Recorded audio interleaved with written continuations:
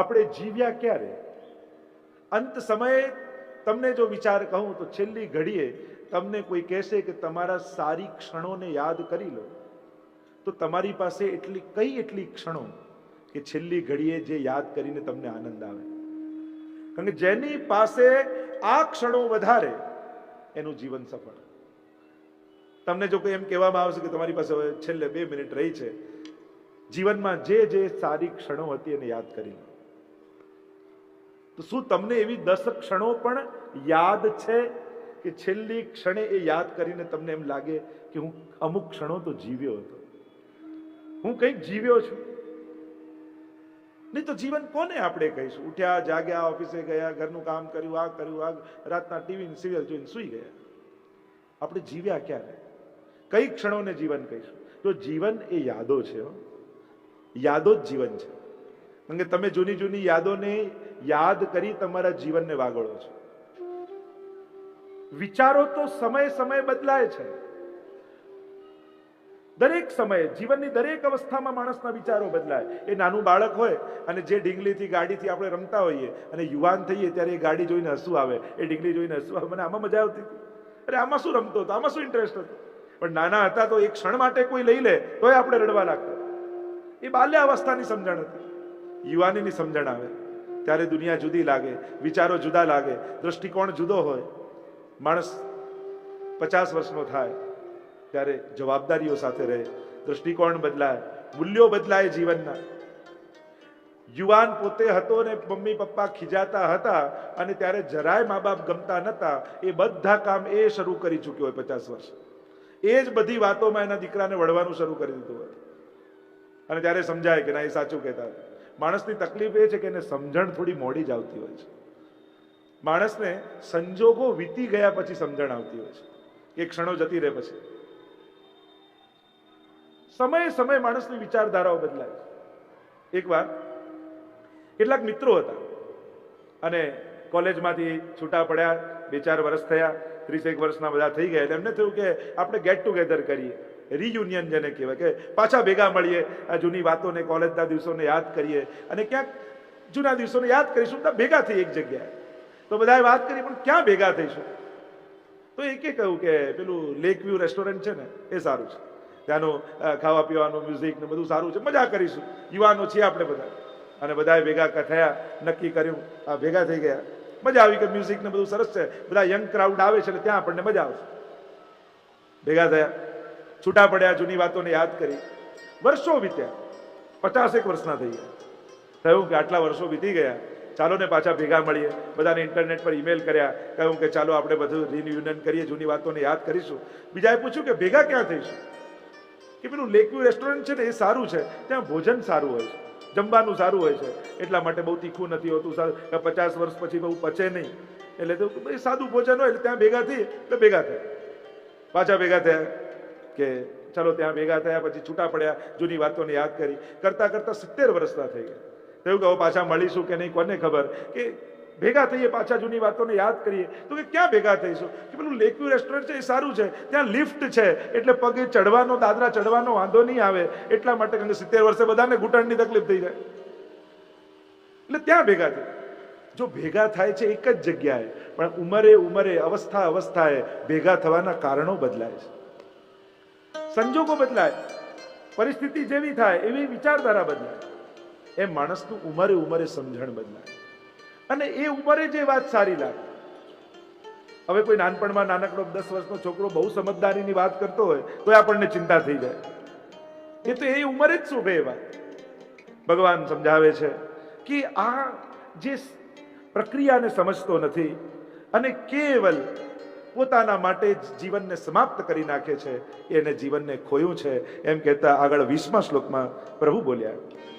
પ્રભુ સમજાવે છે અને ઉદાહરણ આપીને સમજાવે છે. લોક સંગ્રહ માટે કામ કર, સમાજના ઉત્થાન માટે કામ કર, કંઈક પરોપકાર માટે કામ કર, તારું જીવન કોઈને કામ લાગે એના માટે કામ કર. જીવનમાં ક્યારેક કોઈને મદદરૂપ થયો હોય, આપણે જ વિચાર કરું કે મેં મારા જીવનમાં ક્યારેક કોઈને મદદ કરી, કોનો ઉપયોગી હું થયો. હંમેશા આપણે તો અપેક્ષા રાખતા રહ્યા કે ગામના લોકો, બધા લોકો મારી મદદે આવે. પણ જ્યારે જરૂર પડી ત્યારે આપણે ઊભા થયા. લોક સંગ્રહ માટે કામ કરે પરમાત્મા કહે, જેમ જનકાદી લોકો કર્યું. અનાસક્ત ભાવે જીવીને ગયા. જે મૃત્યુને યાદ રાખે છે એ હંમેશા પાપથી ડરે છે. એને સદાય સાવધાની રહે છે કે એક દિવસ ભગવાનને જવાબ આપવાનો છે.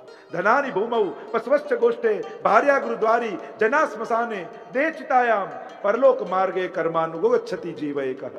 શાસ્ત્ર એટલે જ કહ્યું, ધન ક્યાં રહી જશે? બેંકમાં. પશુઓ ક્યાં રહેશે? એની જગ્યાએ ધનાની ભૂમૌ પસ્વશ્ચ ગોષ્ઠે ભાર્યા ગુરુદ્વારી જના સ્મશાને. સ્વજનો પણ ક્યાં રહી જશે? ક્યાં સુધી સાથ આપશે? ચાહનારની ચિતા પર કોઈ ચડતું નથી. ચડવું તો એક તરફ, એની રાખને કોઈ અડતું નથી. કોણ એને અડે? સ્વજનો પણ સ્મશાન છોડીને નીકળી જશે. દેહ ચિતાયામ, આ દેહ જેને પાળી પોષીને મોટો કર્યો એ પણ ક્યાં સુધી સાથ આપશે? કે ચિતા સુધી. તો સાથે શું આવશે? કર્માનુગોગચ્છતિ જીવ એક. આપણા કરેલા કર્મો જ આપણા ભેગા આવતા હોય છે, આપણી સાથે આવતા હોય છે. અને એટલા માટે મનુષ્ય સાવધાન રહેવું, કર્મ માટે સભાન રહેવું કે આ કાલની તલવાર સદાય મારી સામે ઊભી છે. અને એટલા માટે અનાસક્ત ભાવે જીવ. સુખ સગવડતા બધું જ હોય, એટલા માટે સુખનો વિરોધ નથી. અનાસક્ત ભાવે રહેવું એટલે સુખનો વિરોધ નહીં. ગરીબ રહેવું એવું જ નહીં. પ્રભુએ આપી છે પ્રસાદી તો સ્વીકાર, ક્યાંય કોઈનો વિરોધ નથી. ઉત્તમ ને સગવડતાપૂર્ણ જીવન જીવો, પણ મારું જીવન આના માટે જ નથી એના રીતે મનથી ફસાઈ ન જો. આપણા માટે આ બધું છે, આપણે આ બધા માટે નથી. એનો વિવેક જીવનમાં રહેવો જોઈએ. અને જેને આ ભાન રહે છે એ ક્યારેય ફસાતો નથી. શેઠ પુરુષોત્તમ દાસ, આપણે તો વાર્તા સાહિત્યમાં જુઓ ને, એ સમયના એટલા મોટા લક્ષાધિપતિ, પણ ઠાકોરજીની સેવા કરવા જવું હોય તો જાતે જળ ભરવા જાય, ધોતી વંડી પહેરી પોતે ગાગર લેવા જાય. અને જેને સારું કરવું હોય ને એને ક્યારેય શરમ નહીં રાખવી. આપણી તકલીફ શું છે? પાપ કરવા, ખોટું કરવા, ઝઘડો કરવા, ક્રોધ કરવા, દ્વેષ કરવા આપણને જરાય શરમ ન લાગે. પણ કોઈની માફી માંગવી હોય તો ઈચ્છા તો બહુ થાય છે, પણ શરમ લાગે છે. કોઈના પ્રશંસા કરવી હોય તો શરમ લાગે છે. માણસને ખોટું કરતા ગૌરવ થાય. આપણે તો સીધે સીધું મોઢા પર કહી દઈએ, આપણે શરમ ન રાખીએ. પણ પછી એની માફી માંગવાનું ઈચ્છા તો બહુ થાય, પણ શરમ આવે છે. માણસની તકલીફ જ છે. સારું કરતા શરમ આવે ને ખોટું કરતા એને ગૌરવ લાગે. જ્યારે પણ સારું કરવું હોય ને, સંકોચ છોડી અને સ્વીકારી લેજો, કરી લેજો. સારા વિચારો ઓછા આવશે, સારું કરવાની ઓછી ઈચ્છા થશે, પણ જ્યારે થાય ત્યારે ઝડપી લેવું. પ્રભુ કહે છે અનાસક્ત ભાવે કરી. આ જનકાદી જેવા મહાપુરુષો પણ આ રીતે જ અનાસક્ત ભાવે આચરણ કરી પરમ સિદ્ધિને પામે છે. એમ દરેક મનુષ્યએ અનાસક્ત યોગને શીખવો, આસક્તિ નહીં રાખવી. કારણ કે જ્યાં આસક્તિ હોય છે ત્યાં જ માણસના બંધન થાય છે. પણ અનાસક્ત થવાનો અર્થ નિષ્ઠુર થઈ જવો ક્યારેય નથી થતો. આ બંનેને સમજી લેજો. જેમ મેં કહ્યું સાત્વિક થવાનો અર્થ નીરસ થવો નથી થતો, એમ અનાસક્ત થવાનો અર્થ નિષ્ઠુર બની જવો ક્યારેય નથી થતો. જેનું જે થવું એ થાય, મારી તો ક્યાંય આસક્તિ નહીં, કાંઈ એવું ક્યારેય નથી થતું. અનાસક્તિ જુદી વાત છે અને નિષ્ઠુર બનવું જુદી વાત છે. વૈષ્ણવ તો વધારે કરુણામય હોય, વધારે દયામય હોય, એના તો બીજા કરતા વધારે કરુણા એના જીવનમાં હોય. પણ એ કરુણા કરે આસક્તિ વગર. ઠાકોરજી મને અવસર આપ્યો છે, પ્રભુએ કરવાનું હતું, મારા હાથેનો ઉપયોગ કરી ભગવાન કામ કરી રહ્યા છે, પ્રભુ કરાવી રહ્યા છે. આ અનાસક્તિ યોગ છે. સેવા કરવાની ઈચ્છા હોય પણ અનાસક્તિ એટલે હું કરી રહ્યો છું એવો ભાવ ન હોય. પ્રભુએ મને અવસર આપ્યો છે એવો ભાવ હોય. અને એટલા માટે આ વિવેક સમજી લેવો કે અનાસક્ત યોગ એટલે કે કર્યા પછી પણ એનો અહંકાર નહીં. એમ અહીંયા સમજાવતા પ્રભુ 21મા શ્લોકમાં સમજાવતા કહે, યદદ આચરતી શ્રેષ્ઠ તત્તદ દેવેતરો જનઃ. શ્રેષ્ઠીઓ જે રીતે આચરણ કરે છે લોકો પણ એનું અનુસરણ કરે છે. અને એટલા માટે મોટા પદ પર રહેલા લોકો, મોટા સ્થાને રહેલા લોકો, ઘરમાં પણ જે વડીલો હોય એમની આચરણનું બહુ જ મહત્વ છે. કારણ કે લોકસ તદનુ વર્તતે, લોકો એને ફોલો કરનારા છે. આ દુનિયા છે ને અનુસરણ અને અનુકરણ કરનારી છે. એને લીડ આપનારા લોકો ઓછા હોય, ફોલો કરનારા લોકો વધારે હોય. અને શ્રેષ્ઠીઓ જે કરે લોકો એને ફોલો કરે છે. અને એટલા માટે શ્રેષ્ઠીઓએ બહુ વિચાર કરીને કાર્ય કરવું. કારણ કે એ જે પગલાં લેશે લોકો એનું અનુકરણ કરશે. અને એટલા માટે જયારે યક્ષ પ્રશ્ન પણ આવ્યો ને, ત્યારે યક્ષ પ્રશ્નમાં યક્ષ યુધિષ્ઠિરને પ્રશ્ન કરે છે કે પંથ કોને કહેવાય? પંથ કોને કહેવાય? તો કહ્યું મહાજનો યેન ગથા સપંથા. મહાપુરુષો જે પથ પર ચાલ્યા હોય એને પંથ કહેવાય. લોકોએ પણ એનું અનુસરણ કરવું, મહાપુરુષોને ફોલો કરવા. જો સમજ બધાને હોતી નથી, એ સમજ કરતા વિદ્યા પણ એ બધા ગ્રંથોને સમજી શકાય એવી તીક્ષ્ણતા બુદ્ધિની બધાને ના હોય. તો નથી, ગ્રંથો સમજમાં નથી આવતા તો શું કરવું? ધર્માચરણ કરવા, તો કે મહાપુરુષોને ફોલો કરવા. મહાપ્રભુજી પણ કહે છે ને, ગોપિકાનાન ગુરુર પ્રોક્તા. અમે કોને ફોલો કરીએ છીએ? તો કે ગોપીજનો. જે માર્ગ ઉપર ગોપીજનો ચાલ્યા છે એ માર્ગને અમે ફોલો કરી રહ્યા છીએ. તો આ સમાજ પણ એવો છે, શ્રેષ્ઠીઓને અનુસરણ કરનારો છે, અને એટલા માટે શ્રેષ્ઠીઓ જે આચરણ કરે લોકોએ પણ એનું અનુસરણ કરવું જોઈએ. એમ કહેતા આગળના 27મા શ્લોકમાં પ્રભુ સમજાવતા કહે, અને આમ સર્વ પ્રકારે કર્મો કરનારો જીવ અહંકાર દ્વારા મોહિત થાય અને અંતઃકરણનો અજ્ઞાની હું કરતા છું એમ માને છે. અજ્ઞાનીનું એક જ લક્ષણ, અહીંયા જ્ઞાની અને અજ્ઞાનીની ટૂંકી વ્યાખ્યા આપી. આ બધું હું કરું છું ને મારે કારણે ચાલે છે એ માનનારો અજ્ઞાની, અને કરાવનારો ઈશ્વર છે આટલું સમજનારો એ જ્ઞાની છે. આટલું સમજાઈ જાય કે ચલાવનારો પરમાત્મા છે. મેં કર્યું, હું કરીશ તો થશે, હું નહીં કરું તો નહીં થાય. આ જ દુનિયાનું સૌથી મોટું અજ્ઞાન છે. કારણ કે આપણે શું કરી શકીએ છીએ? આંખ ખુલે છે એ પણ પરમાત્માની કૃપા છે, બુદ્ધિ ચાલે છે પણ પરમાત્માની કૃપા છે. જો આત્મા જતો રહે છે પછી શરીરના બધા જ પાર્ટ્સ એમને હોય છે, પણ એક કામ કરતા નથી. જ્યાં સુધી પરમાત્મા તમારી અંદર છે. ધ્રુવજી પણ સ્તુતિ કરતા એ જ કહે છે, યોંતઃ પ્રવિશ્ય મમ વાચમીમાં પ્રસુપ્તામ સંજીવયત કિલ શક્તિધર સુદામના અન્યાંશ હસ્ત ચરણ શ્રવણત્વગાદીન પ્રાણાન નમો ભગવતે પુરુષાય તુભ્યમ. સ્તુતિ પણ હું નથી કરતો એમ ધ્રુવજી કહે છે, પ્રભુ આપ જ મારી અંદર બિરાજીને સ્તુતિ કરાવો છો. અમે કોણ બોલનારા? અમારી અંદર ક્યાં એ તે? આમ અહંકારથી જીવનારો એ જ અજ્ઞાની છે. એક ગામમાં રાજાને એકવાર મસ્કરી સૂજીને થયું કે સૌથી મોટો કોઈ મૂર્ખ હોય ને એને એક સોનાનું પેન્ડલ આપું કે હું મૂર્ખ છું, એવું પહેરીને ફરે. એટલે ગામમાં સૌથી મોટો મૂર્ખ હતો એને ગોતીને લઈ આવ્યા અને એના ગળામાં પેન્ડલ પહેરાવી દીધું કે હું સૌથી મોટો મૂર્ખ છું. વર્ષો વીત્યા, રાજા મૃત્યુની પથારીએ પડ્યા હતા અને મૂર્ખ ફરતો ફરતો એમની પાસે આવ્યો. મહારાજ શું થાય છે? ખબર નહીં, હવે તો જવાની તૈયારી છે. ક્યાં જવાનું છે? મહારાજ કે ખબર નહીં. મૂર્ખે પૂછ્યું, કોની સાથે જવાનું છે? એ ખબર નથી. ક્યારે પાછા આવવાનું છે? એ ખબર નથી. તો પેલા મૂર્ખે પેન્ડલ રાજાના ગળામાં આપીને કહ્યું, તો આ તમે જ પહેરી રાખો. કારણ કે જ્યાં જવાનું છે એ ખબર છે, પણ ક્યાં જવાનું, ક્યારે જવાનું, કઈ રીતે, કોની સાથે, ક્યારે આવવાનું, કઈ જ ખબર નથી, છતાંય જવા તૈયાર થયા છો. તો તમારા જેવા મોટો મૂર્ખ બીજો કોણ હોય? અને ક્યાંક આ બધો પેન્ડલ આપણે બધા જ પહેરતા હોઈએ છીએ. જવાનું એ નિશ્ચિત છે, એમાં આપણી મરજી નથી ચાલતી. અને એટલા માટે જીવનમાં ભાર વગર જીવવું હોય ને તો બસ એ માનીને ચાલો, નીચે ઈચ્છાત કરીષ્યતિ. પ્રભુ જ કરાવનારા, એ જ કરાવે, અને એ જે કરે સારું કરે. આપણે તો વાર્તા પ્રસંગમાં નથી આવતું, પ્રભુ કરે સો ભલી કરે. ઠાકોરજી જે કરે સારું કરે. પેલો શેરડી છોલતો હતો અને રાજાની આંગળી કપાઈ ગઈ, અને આંગળી કપાઈ એટલે પેલો પ્રધાન વૈષ્ણવ, એની આદત બોલવાની, એટલે તુરંત બોલ્યો, પ્રભુ કરે સો ભલી કરે. રાજાને આવ્યો ગુસ્સો, મારી આંગળી કપાઈમાં પ્રભુએ સારું શું કર્યું? હમણાં જેલમાં નાખો. જેલમાં નાખી દીધા. અને રાજા શિકાર કરવા બીજા દિવસે ગયા અને ફરતા ફરતા ક્યાંક રસ્તો ભટકી ગયા અને પેલા આદિવાસીઓએ પકડી લીધા અને જ્યાં એને મારવા જાય, બલી ચડાવવા જાય, અને જોયું કે એની આંગળી કપાયેલી છે, અને આંગળી કપાયેલી છે અને ખંડિતની બલી ન ચડાવાય, એટલે આદિવાસીઓ આ તો ખંડિત છે અને છોડી દો. અને ત્યારે રાજાને સમજાયું, આંગળી કપાઈ પણ પ્રભુએ જીવ બચાવ્યો. આવ્યા સીધા ત્યાં જેલમાં અને પ્રધાનને મુક્ત કર્યો. અને પ્રધાનને એટલું પૂછ્યું કે ચલ મારી આંગળી કપાઈ, હું તો બચ્યો, પણ તું તો જેલમાં ગયો ને, તારું શું ભલું કર્યું? પ્રધાને કહ્યું, મારું ભલું જ થયું, કારણ કે જો મને જેલમાં ન નાખ્યો હોત તો હું આપની જોડે હોત અને મારી આંગળી કપાયેલી નહોતી, મારી તો બલી ચડી જાય. એટલે પ્રભુ જે કરે છે એ સારું કરે છે.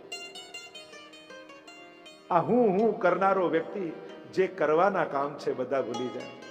ભક્તો તો કહે, નામ જપન ક્યું છોડ દિયા? કે પ્રભુએ વાણી આપી તો ગાવાનું ભૂલી ગયો. પ્રભુએ કાન આપ્યા કે મારી કથા સાંભળજે, શ્રવણ કરવાનું ભૂલી ગયો. પ્રભુએ હાથ આપ્યા, મારી સેવા કરજે, સેવા કરવાનું ભૂલી ગયો. જૂઠ નથી છોડ્યું, ક્રોધ નથી છોડ્યો, લોભ નથી છોડ્યું, તો પછી ભગવાનને કેમ છોડી દીધા? સર્વ કર્મોને મને સમર્પિત કરી દે. મયી સર્વાણી કર્માણી, સર્વ કર્મ મને સમર્પિત થાય. અહમતા મમતાનું સમર્પણ બ્રહ્મ સંબંધ દ્વારા પણ જીવ પુષ્ટિ માર્ગમાં જ્યારે પ્રવેશે છે ત્યારે આ જ બે કાર્ય કરીએ છીએ. હું અને મારું આ બંનેનું સમર્પણ થાય છે. હું પ્રભુનો છું. આ વાત કહેવામાં બહુ નાની લાગે, પણ સમજ આવતા આવતા જીવન નીકળી જાય છે. આ જીવન ભગવાનનું છે, એનું આપેલું છે, એના માટે મળ્યું છે. અને જે ક્ષણે આ સમજમાં આવી જાય એનાથી મોટું બીજું કોઈ જ્ઞાન નથી. મારા સમસ્ત કર્મ હું પરમાત્માને સમર્પિત કરું છું. ઇદમ ન મમ એમ આપણે દરેક વખતે યજ્ઞ કરતા બોલીએ છીએ, અમારું નહીં, એનું છે, એના માટે, એની પ્રસન્નતા માટે મેં કર્યું છે. એમ જીવનમાં જ્યારે કાંઈ પણ કર્મ કરો ત્યારે આ વાત જીવનમાં જાગવી જોઈએ, પ્રભુ તારી ખુશી માટે કરું છું.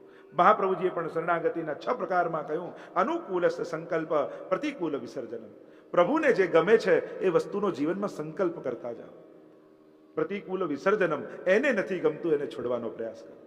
કોઈ પણ કાર્ય કરતા મનમાં જ્યારે પ્રશ્ન કરીએ અને જો જવાબ મળે કે આ ભગવાનને નહીં ગમે, બને તો એ કાર્ય કરવાનું ટાળવું. મારામાં ચિત્ત પરવું, ચિત્ત મન મારામાં રાખ. અને જેનું મન ભગવાનમાં હોય ને એને કોઈ કર્મ લેપતા નથી, એને એક કર્મ બાંધતું નથી. કર્મ પ્રધાન વિશ્વ છે, પણ જેને કૃપાનો આશ્રય હોય એને કર્મ કેમ બાંધે? જેમ કોઈ છોકરા ઘરે તોફાન કરતા કરતા કોઈ કિંમતી મૂર્તિ તોડી નાખી, અને તોડી નાખી એટલે માને આવ્યો ગુસ્સો, આજે આખો દિવસ તને જમવાનું નહીં આપ્યું, ભૂખો રાખીશ, ઓરડામાં બંધ રાખીશ. આવું કર્મ કર્યું તો આવું ફળ મળ્યું, ઓરડામાં બંધ કરી દીધો. અને અંદરથી દરવાજો ખટકાવતા ખટકાવતા કે માં હું તારો દીકરો છું, માં હું તારો દીકરો છું, હું ભૂખ્યો થયો છું, માં મને ભોજન આપ. અને તારો છું, તારો છું, તારો છું, આ શબ્દ જ્યારે માના કાનમાં પડે ત્યારે માનું માતૃત્વ જાગી જાય, દરવાજો ખોલી અને દીકરાને જમાડી દે. એમ કર્મના બંધનો આપણને લાગેલા છે, પણ જીવ જ્યારે એમ કહે, હે કૃષ્ણ હું તારો છું, હે કૃષ્ણ હું તારો છું, ત્યારે કૃષ્ણમાં પણ ભગવત્તા જાગે છે, અને એ પણ કર્મના દ્વાર ખોલી કૃપાનો પ્રસાદ ચખાડી દે. આ છે કર્મની ઉપર કૃપા. કર્મ પ્રધાન છે, પણ કૃપા તો એની પણ ઉપર છે. એ કૃપાલુ પરમાત્મા જ કેવલ કર્મથી છોડાવી શકે છે. અને અનાસક્ત ભાવે કરેલા કર્મોમાંથી જીવ મુક્ત થાય છે. કર્મ, અકર્મ, વિકર્મ, અનેક પ્રકારની કર્મની ચર્ચા કરી છે. 3 પ્રકારના કર્મો આપણે ત્યાં માનવામાં આવ્યા. એક છે ક્રિયમાણ, એક છે સંચિત કર્મ, અને ત્રીજું છે પ્રારબ્ધ. આ 3ની વાત કરવામાં આવી છે. ક્રિયમાણ એટલે હમણાં જે તમે કર્મ કરો છો એને ક્રિયમાણ કહેવાય. જો કર્મના ફળ ક્યારે મળશે, કયા મળશે, એ સ્પષ્ટ રૂપે કોઈ કહી શકતું નથી. ભગવાન કહે છે આગળ, ગહનો કર્મણા ગતિ. કર્મની ગતિ બહુ ગહન છે, એને કોઈ સમજી શકતું નથી. ઘણીવાર આપણને એવું થાય, મેં તો જીવનમાં કાંઈ ખોટું કર્યું નથી, છતાંય મને આવું કેમ, મારી સાથે આવું કેમ? એનો 100% સાચો ઉત્તર કોઈ ના આપી શકે. ભગવાન પોતે કહે છે ગહનો કર્મણા ગતિ. એનું હિસાબ કોઈ કરી શકતું નથી, કોઈ સમજાવી શકતું નથી. કારણ કે ઘણા કર્મો એવા છે એનું તુરંત ફળ મળે. આજ દીવો પ્રગટેલો હોય ને આંગળી અડાડો તો તુરંત બળે ને વાગે, તુરંત મળ્યું. ઘણા એવા હોય કે થોડા દિવસ પછી એની અસર થાય. ઘણા કામ આપણે એવા કરીએ કે અઠવાડિયા પછી એની અસર થાય. તમે કઈ એવું ગળ્યું ખાઈ લીધું કે પેલું ખાઈ લીધું અને ઠંડુ ખાઈ લીધું, તમને એની અસર થોડા દિવસ પછી થાય, થોડા ટાઈમ પછી થાય. ઘણા વર્ષો પછી એની અસર થતી હોય, એના પરિણામ મળતા. અને ઘણા કર્મોની તો જન્મો પછી એનું ભોગવવું પડતું હોય છે. એને કોઈ સમજી શકતું નથી કર્મના સિદ્ધાંત. એનું સ્પષ્ટ કહીને આ ક્રિયમાણ, હમણાં તમે જે કર્મ કરો છો એ ક્રિયમાણ છે. અને તમે આ બધું જ કરીને કંઈ ને કંઈ તમારા માટે લખી રહ્યા છો. ભગવાન તમારી આત્મા રૂપે તમને જોઈ રહ્યો છે. ભગવાનને જોવા માટે કોઈ આંખોની જરૂર નથી, એ તમારી આંખે તમને જોઈ લે છે. અને એટલા માટે ભગવાન જુએ છે કણે કણ, ક્ષણે ક્ષણ. પાપીને બીક લાગે, પુણ્યશાળીને આનંદ થાય કે મારા પુણ્યોને કોઈ જુએ ન જુએ, મારો પરમાત્મા જુએ છે. પણ પાપીને ભય લાગે, અરે ભગવાન જુએ છે, અને એ જોયો જ છે, અને હિસાબ લખાય છે. કાળ, કર્મ અને સ્વભાવ આ 3 બંધન છે, એનાથી કોઈ મુક્ત થઈ શકતું નથી. કર્મ જ્યાંથી શરૂ થાય ક્યાંક ને ક્યાંક ફરી ફરીને એનું ફળ આવે જ છે. આપણને ખબર નથી હોતું કે ક્યાંથી ફરીને કયા કર્મનું ફળ આપણે ભોગવીએ છીએ. કેટલાક કર્મો ભેગા થાય જેને સંચિત કર્મ કહેવાય. ઘણાના ફળ તુરંત ભોગવી લેવાય, ઘણા આગલા જન્મે અમુક વર્ષ પછી મળે. તો એ જે એકઠા થયેલા છે એને સંચિત કર્મો કહેવાય. અને એ જ સંચિત કર્મો બીજા જન્મમાં ભાગ્ય બનીને આવે છે. એટલે દરેક વ્યક્તિ ભાગ્ય તો પોતે જ પોતાનું લખતો હોય છે, એમ આપણો સિદ્ધાંત કહે છે. તમારા ભાગ્યમાં દુઃખ લખનારો બીજો કોઈ નથી, આપણે જ. કારણ કે જો લીમડાનું બીજ વાવીને રાહ જોઈએ કે આમાં કેરી ઉગે, કેરી ઉગે, કેરી ઉગે, એ સંભવ જ નથી. જે વાવ્યું છે એ જ ઉગીને સામે આવવાનું છે. અને એટલા માટે માણસે વાવતી વખતે ધ્યાન રાખવું જોઈએ. ચેતીને કરું, ચેતીને ચાલું કે આપણા કર્મોના પરિણામ શું છે. કારણ કે જે રીતે તમે જીવો છો, જેમ કોઈ નવો નવો એક્ટર આવ્યો હોય ને પહેલો રોલ જે મળે ને પછી બધા એ જ રોલની ઓફર વારે ઘડીએ કરે. કોઈએ વિલનનો બહુ સારો રોલ કર્યો હોય પછી બધી ઓફર એને વિલનની જ આવે. એમ ભગવાન તમને માણસ બનાવીને તમે જે રીતે જીવો છો પછી ભગવાનને એમ થાય કે આ રોલ આ સારો કરે છે, હવે દરેક વખતે આ જ બનાવો. શું આપણને ભરોસો ખરો કે આ જન્મમાં મેં જે કર્મો કર્યા એના પરથી આવતા જન્મે ભગવાન મને માણસ બનાવશે? જે રીતે તમે જીવીને જશો પ્રભુ એ રીતે જ આપશો જન્મ.